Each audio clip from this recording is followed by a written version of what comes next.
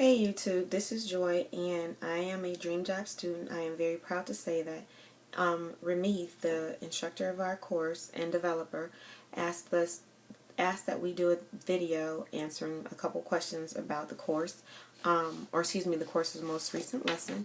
And so the first question is, what initially stood out about this week's lesson? And it was really first of all, that we had to identify our mental barriers, and not necessarily that I had a problem identifying them because they came out every single time I wanted to apply for a job, but what really stood out was the solution. You have to think, what would a perfect person do? If you were a perfect person, you had those same mental barriers, what would you do to overcome them? Then you do it. That's simple. You think about that in terms of other things.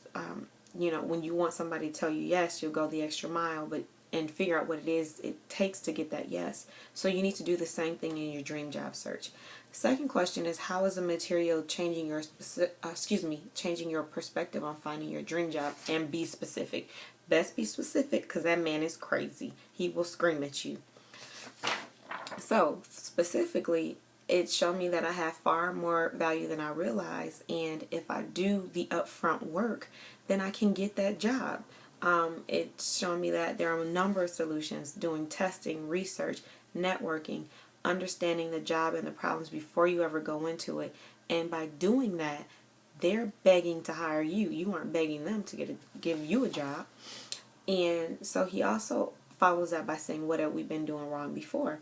For me specifically, I was one of those people begging for the job, and having watched 6 interviews, I see that other people do that too. They don't front load the work by doing the research, so they really don't know what can be applied. And the most important thing to me was, during the salary negotiation, I actually had someone dictate my salary to me. She wasn't even the hiring manager. I went in to negotiate, and I say quotes because I really didn't know what I was doing.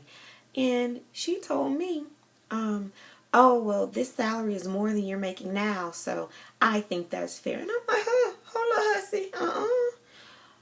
The work is A, B, and C, but now I don't even go into that. Thanks to Ramith, I know that it's about bridging a gap. And if you can't bridge a gap between the salary and what the research says, then honey, you don't deserve this top performer. Thank you. So in the future, there are a few things I would do differently, but of course, I would front load the work, and I would never shy away from applying for a position if my skills met 60 to 70% of the things that they require. And in the long run, it means I get bigger wins, a higher salary, and eventually I'll be able to buy my first pair of Lubus. Thank you, boo.